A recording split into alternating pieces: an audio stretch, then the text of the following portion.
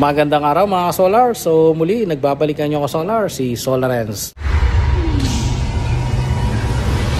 Nandito ulit tayo ngayon sa 1 Point Solar Marketing at nakikita ninyo yung battery ng DEYE. So rock type yan, pero hindi yan yung kagaya ng battery na nominal voltage ay 51.2 na kumbaga yung 51.2 na yun yung pwede nating ilagay sa mga normal na inverter, yung mga dati nating ini-install. Kasi ito ay high voltage na. So, pag sinabing high voltage, nagkakaroon ng connection ng series, no? Sini-series yung bawat positive at saka negative niyan, papunta sa isa hanggang sa umabot doon sa pinakadulo. Iminamatch din kasi yan doon sa requirement ng inverter. Ang nababagay na inverter diyan ay 30 kilowatts na inverter na hybrid, at ang voltage requirement noon pagdating sa battery, ang minimum niya nasa 160 volts DC hanggang 500 volts DC. Ngayon, tingnan natin at i-compute natin kung ilan yung lalabas na voltahe niyan, kasi bilangin natin kung ilang piraso. Okay? Ngayon, kung bibilangin natin, 8 yan, 2, 4, 6, 8.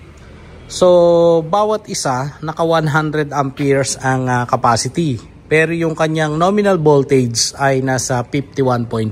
So, 51.2 ito, 51.2 hanggang sa umabot doon sa baba, pang 8. At kung makikita ninyo yung connection, naka-series yan. Okay? Pag sinabi kasing parallel, pag positive, positive lang. Yun ang connection nun. Pero ito, yung positive pumunta sa negative, yung negative pumunta sa positive hanggang sa umabot dun sa baba, sa pang-8. Iyon yung tinatawag na series, at pag nagsiseries tayo, tumataas yung voltahe. Kaya kung 51.2 ang bawat isa nito, times 8, kasi naka-series na yan So nasa 409.6 volts. So na-mention ko kanina na 500 yung maximum na voltage na kailangan ng inverter. So pasok pa rin siya kasi 160 to 500 volts DC ang kailangan yan. Okay, so kung tatanungin nyo ilan yung equivalent energy or yung power nito in terms of kilowatt hours, nasa 40.9 kilowatt hours ang total power nito pagdating sa nominal energy. Nominal meaning kinuha lang natin yung nominal voltage na 51.2 times 100 amperes at kung ilang piraso. So, total nun ay nasa 40.9 kilowatt hours. So, dito lang, madali lang yung magiging connection mo, kasi ito lang ang itatap natin papunta roon sa mismong inverter. So, negative at saka positive. At maganda to kasi push type lang to. At meron sa likod nito yung communication, yung makikita natin sa inverter, merong BMS doon. Ganun din yan dito sa likod. So itatap lang natin doon para makita natin kung ilan yung state of charge. Kagaya nito, makikita natin mismo ito sa inverter at yung voltage.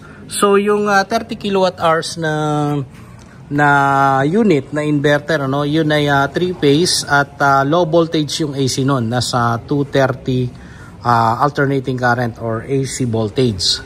So dalawa naman yun dalawa yung lagayan doon sa battery. Kumbaga yung sizing ng ating kailangang panel ay makita natin kung ilan yung kakailanganin para masatisfy niya yung daily charging niya, bukod pa doon sa daily usage.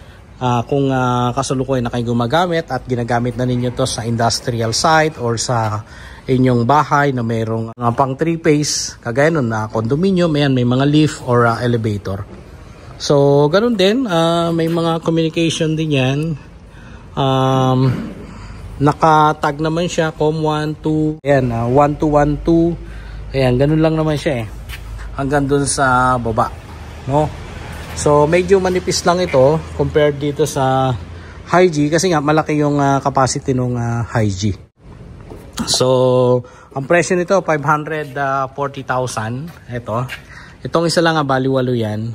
Okay, 540,000. Tapos i-match mo doon sa 30 kilowatts na 3-phase DEYE hybrid inverter. Low voltage ang AC. So, yun lang muna mga kasolar. Maraming salamat sa panonood at usap ulit tayo sa susunod na video. Muli ang inyong kasolar, si Solarens.